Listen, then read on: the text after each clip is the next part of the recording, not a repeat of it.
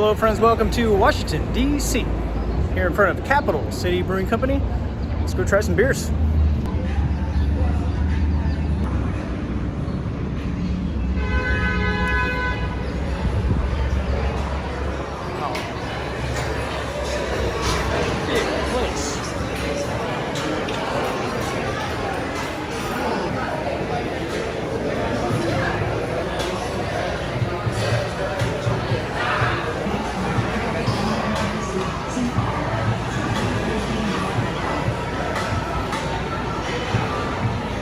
Quite a few beers here. I like this copper bar. Nice. Nice, dude. Well, this first sample that I was given is from Port City Brewing Company. It's a porter, American porter from Alexandria, Virginia. It's just down the road. It's very tart. I would say chocolatey. I'm gonna pass on that one. It's a 7.2% and the finish is a little too much for me. And it's a little bit boozy. Thanks, man. You're welcome. I'm a little disappointed to hear that there's only 2 beers that they make on this menu. Everything else is guest taps, but they're local, so that is a good positive thing that I can try some local beers and not have to make it to all these breweries around town in the limited amount of time I'm going to be here in the city. So I ordered the Amber.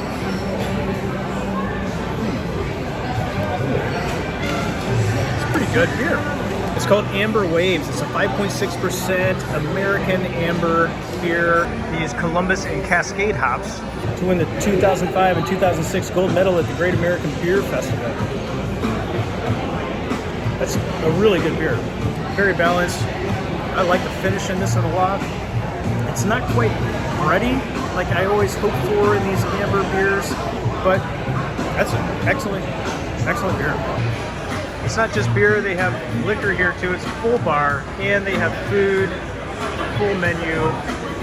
The kitchen is popping. This is a big restaurant. I'm not going to be doing a rating on breweries going forward. That is over. But I am still looking very closely at the menus and taking a look at the prices and how they price things. And one thing that I noticed here is that they price up the guest beers by $1 or $2. So their beers are $7 here, which I think is a really good price for downtown Washington, D.C. But the rest of the prices are a little high. $8 is where they start, and it goes up to $13. I think that's the highest. So that's a pastry style that's 11.5%.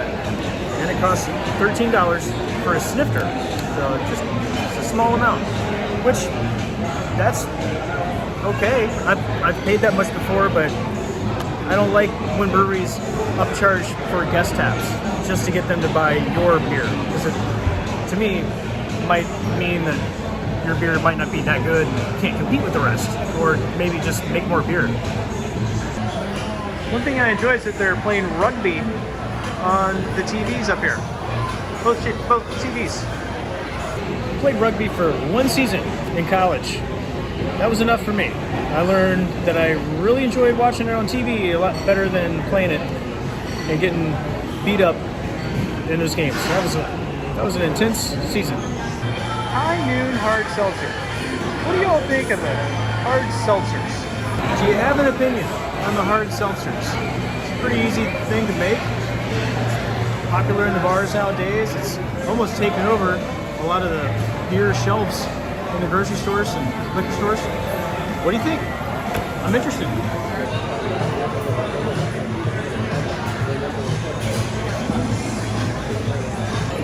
(2002) gold medal, Capital Kolsch, 5.2%.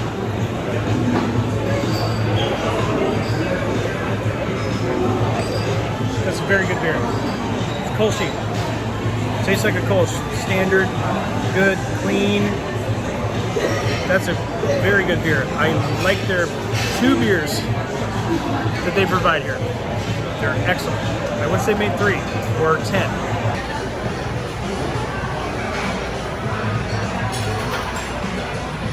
We just had a great conversation with the bartender, and it dawned on me that I was here one time before. This brewery is the oldest brewery since Prohibition. It's It's the oldest brewery. It's been around for like 30-some years. 93, he said that it opened up. I was here about 15 or 16 years ago when I was doing another job. I was here in town with kiting, banner stuff, and had a couple of beers, and I had a feeling they had more beers on tap at the time, and they did. What I found out was that they have contracted their only 2 beers that they offer now on the menu to another brewery, Atlas, and it was a good transition. It was a COVID-related thing, which happened to a lot of breweries, but they survived, and their plan is to hopefully eventually make some more beers of their own, but we'll see what happens with that. They have 2 really good beers on this menu. I hope they do in the future make more beers of their own. Contracted or not, that doesn't matter to me. I don't care where the beer's made. If they put their name on it, that's what they're responsible for, and I'm into it. But these beers are really good. Just contract some more. I don't care what you do. These are excellent. Whoever made these recipes, A+. I really wanted to try this dessert first, maple bacon glazed donut by Mustang Stally. So I got a sample of it right here. I like these imperial dessert stouts.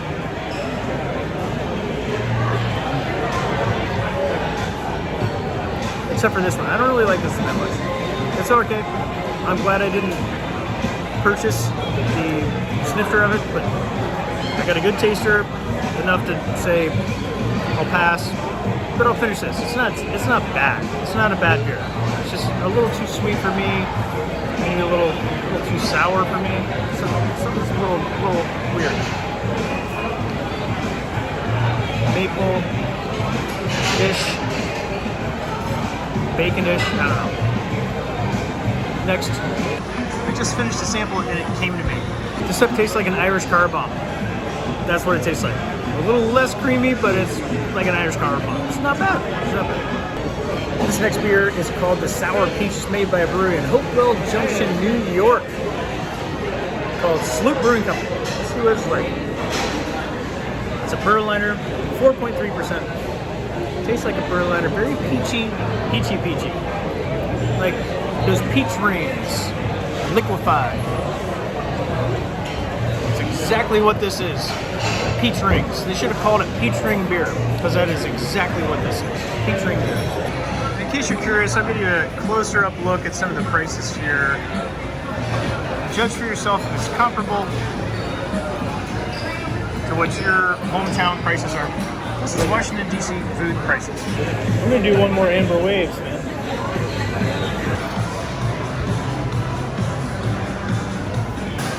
Brewmaster Selection.